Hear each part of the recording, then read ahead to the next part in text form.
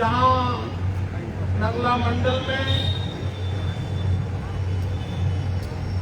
हम सबको आशीर्वाद देने के लिए आए मंच पर आसीन सभी वरिष्ठ भारतीय जनता पार्टी के लोकल हमारे नेतागण और हमारे इस इलाके के हमारी साथ रहने वाले हमारे कार्यकर्ता साथी,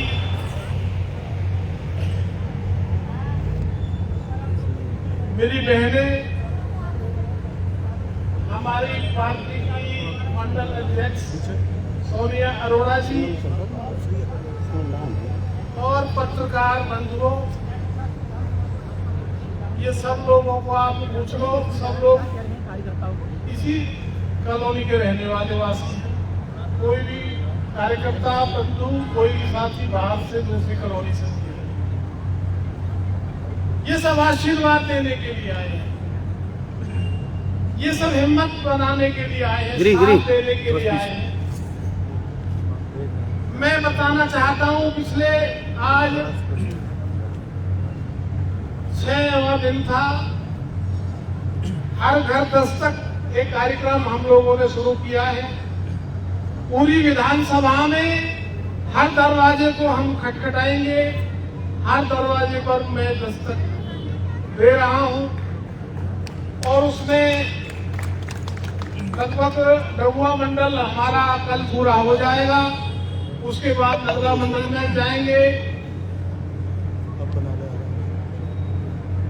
जो हमारी विधानसभा है वो सबके ध्यान में है कि ये जो आबादी है ये बगैर किसी योजना के बसाई हुई आबादी है। हमारी विधानसभा में 90% आबादी, बल्कि 95%, एक सेक्टर 55 है जो हुडा में बसाया है और एक सेक्टर 52 है जो नगर निगम फरीदाबाद में बसा है। बाकी सारी आबादी बगैर किसी योजना के प्रॉपर्टी डीलरों ने काटी है और बाहर के लोगों ने, गरीब जनता ने 50 गज के, 100 गज के, 150, 200 गज के प्लॉट लेकर के रहने के लिए बहुत उम्मीदों के साथ यहाँ जमीनें खरीदी, मकान बनाए।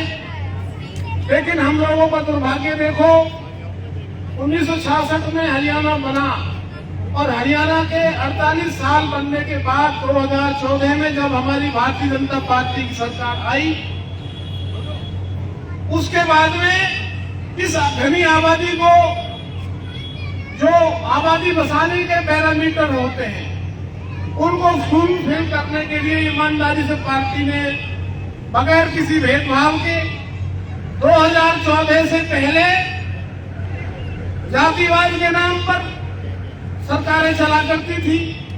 क्षेत्रवाद के नाम पर भारतीय जनता पार्टी ने जो दूर किया, हमेशा क्षेत्रवाद के नाम पे फरीदाबाद को बर्बाद करते रहे लोग। हमारे हिस्से की न नौकरियां हमें मिलती थी, न हमारे हिस्से के डेवलपमेंट का पैसा हमें कभी मिलता था, न हमारे हिस्से का मान सम्मान हमें कभी मिलता था।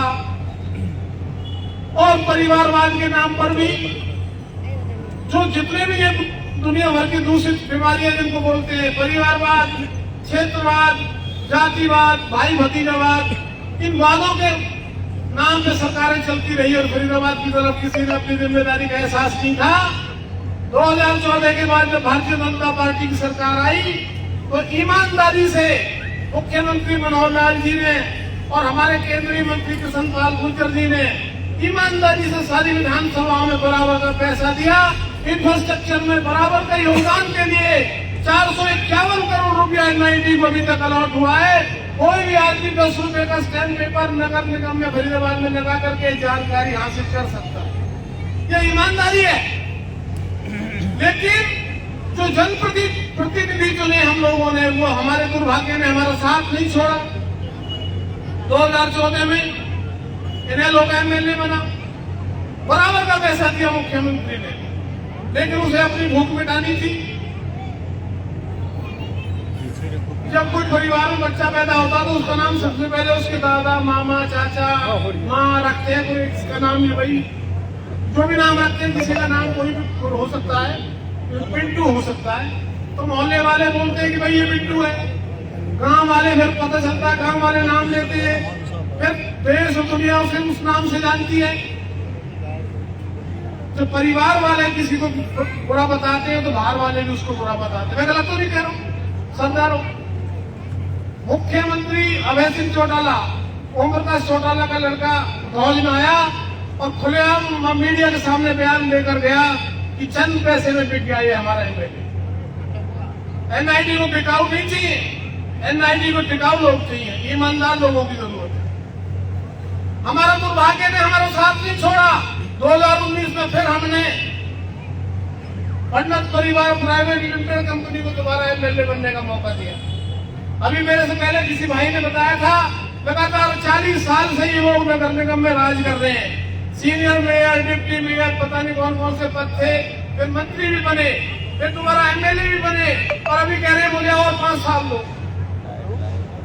कोई नियत नहीं है, कोई नीति नहीं है, कोई योजना नहीं है। जब कोई इलाके की जनता किसी को वोट देती है तो ये सपना भी पालती है, ये उम्मीदें भी करती है कि जिसको हम वोट दे रहे हैं ये आदमी आने वाले 5 साल में हमारी समस्याओं का समाधान लेकर के आएगा। लेकिन वो समाधान लेकर के आने की बात को छोड़ो, उसकी तरफ भी कोई सोचना भी नहीं।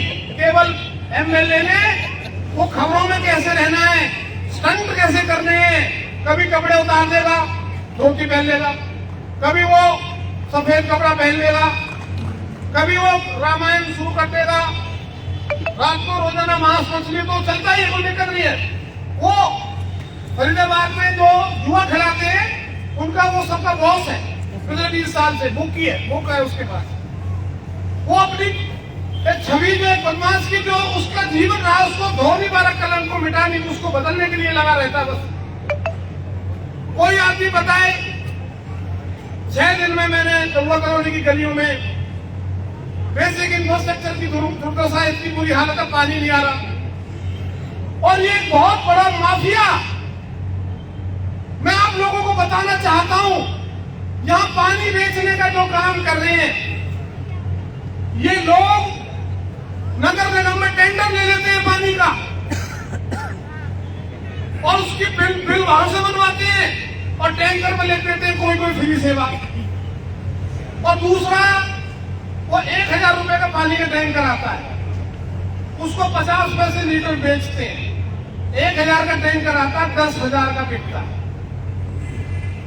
ये हम लोगों के साथ शोषण चल रहा है बहुत लंबे समय से। ये सब जानते हैं ये कौन लोग हैं जो पानी का काम करते हैं, ये कौन लोग हैं जो भू माफिया हैं, ये कौन लोग हैं जो लोग जमीनों पर अवैध कब्जे करते हैं, गरीबों का दिल दुखाते हैं, 10-10% का ब्याज वसूल करते हैं और फिर लोगों के पेट छूकर नाटक करते हैं। ये सबसे ज्यादा दुनिया भर के जो भी गलत काम है उनका ठेका इन लोगों ने ले रखा है और समाज सेवा की बात करते हैं। ये सब लोगों को समझना होगा, सही गलत में भेद समझना होगा, सही आदमी की पहचान करनी पड़ेगी, गलत आदमी को गलत बोलने की हिम्मत दिखानी होगी, उनको बाहर करना होगा। ये सेवक नहीं है, कोई इनसे ये पूछे कि इनका धंधा क्या है। एक दोनों का धंधा, 1 रुपया भी कहां से कमाते हैं, इनका घर कैसे चलता है कोई बताए, इनके पास एकदम 100 करोड़ रुपए कहां से आ गए कोई बताए। कोई एक बात भी ये बताए कि इनका घर कहां से चलता है, कोई धंधा, कोई दुकान, कोई कंपनी, कोई नौकरी कुछ है।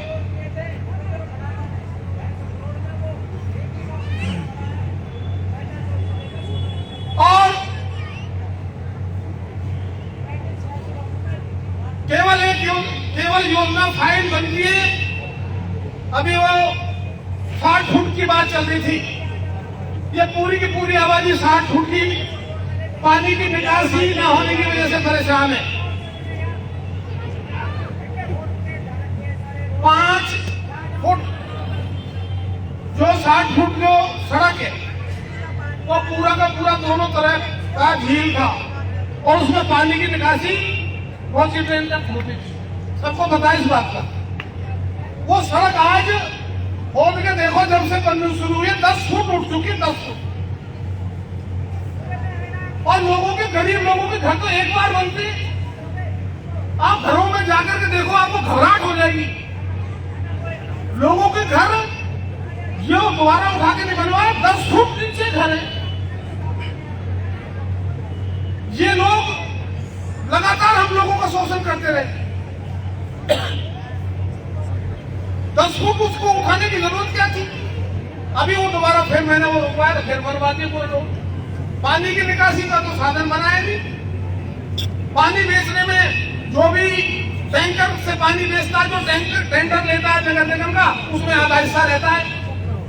कोई काम कर लो, अरे जिससे तुम आधा हिस्सा पानी से नगर निगम से ले रहे हो, जो पानी बिचवा के पैसा आधा हिस्सा ले रहे हो, तुम जनता का क्या भला करोगे? प्रत्येक गली में, और सबने बताया कि किस तरह की सीवर डाली गई है, किसके ठेकेदार थे, कौन सप्लाई करता था मटेरियल, ठेकेदार को कौन पैसे देता था, ठेकेदार को नगर निगम से कौन पेमेंट कराता था। ठेकेदार भी पेमेंट कराने वाले भी यही। नगर निगम में अगर कोई आगे बोलता है तो उसको उसका वो पानी का वो डाइवर्ट कर देते, पानी वाल। ऐसा 40 साल से तंत्र के ऊपर इतना जबरदस्त कब्जा है, लोगों को हरास करने के लिए, लोगों को मजबूर करने के लिए, लोगों को बिजली के छापे डलवा देते, लोगों को पुलिस में फर्जी मुकदमे दर्ज करवा देते। समाज का जो नेतृत्व करने वाला आदमी होता है, जिसको जनता ने वोट देकर विधायक बनाया है, अपनी समस्याओं को समाधान के लिए उम्मीदें जिसके साथ रखी है, क्या वो लोग हमारे को इस तरह से शोषण हमारा करेगा? कोई कार्यकर्ता अगर दूसरे के साथ जाता है तो उसको फोन करके उसके घर पहुंच जाएंगे। भारतीय जनता पार्टी के लोगों को लंबे समय से हरास करने का काम कर रहे हैं। नगर निगम के अंदर 40 साल से कब्जा है, एक एक तंत्र के ऊपर कब्जा है इनका। एक एक गली में लोग नरक का जीवन जीने के लिए मजबूर है।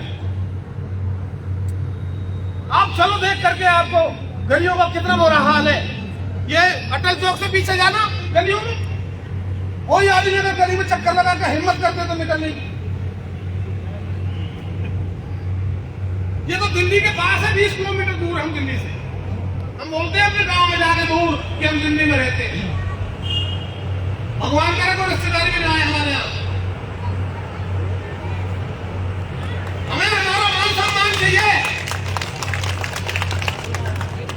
अगर हम लोग यहाँ रहते हैं, हमारा कोई रिश्तेदार आएगा तो हमारे लिए उसके मन में अच्छी भावना नहीं आएगी। बेसिक इंफ्रास्ट्रक्चर, पानी, पीने का पानी, पानी की निकासी, सड़क, बिजली, और कुछ मांग रहे हैं क्या? और मेरे को एक बात का सवाल का जवाब दे, जो डेवलपमेंट का पैसा सेक्टर मान लो 15-14 उनसे उतना ही ले रहे हैं, हमसे भी उतना ही ले रहे हैं।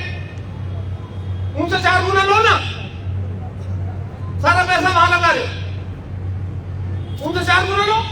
ये स्मार्ट सिटी है, फरीदाबाद स्मार्ट सिटी। आपकी जानकारी के लिए बता रहा हूं मैं। वो उत्तर प्रदेश में कोई आदमी या बिहार में कोई कहता फरीदाबाद स्मार्ट सिटी में नंबर है इसका। ये हमारा दुर्भाग्य है।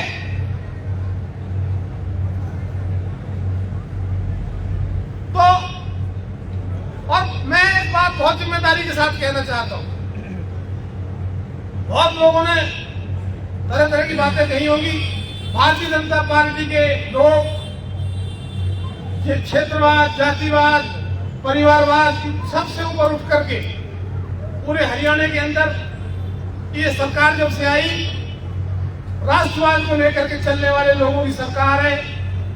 मेरी पार्टी भारतीय जनता पार्टी में हजारों लाखों ऐसे मैंने बड़े कार्यकर्ता, पदाधिकारी, नेता इस पार्टी में देखे, उनकी संगत करी, उनका साथ देखा है, जो निजी अपने स्वार्थों से ऊपर उठ करके समाज और देश के लिए जिन लोगों ने अपना जीवन समर्पित कर दिया, ऐसे हमारे प्रेरणा के स्रोत रहे। हमारी पार्टी में ऐसे लाखों हजारों नेता मैंने देखे हैं। उसमें जैसे आप लोग भी जानते हो, मोदी जी, योगी जी, मनोहर जी और इस तरह के ऐसे बहुत सारे जीवन जिन्होंने अपने जीवन समाज और देश के लिए समर्पित कर दिए। मैं ये बताना चाहता हूँ पार्टी के कार्यकर्ताओं को, साथियों को, कि राजनीति एक माध्यम है समाज को आगे ले जाने का।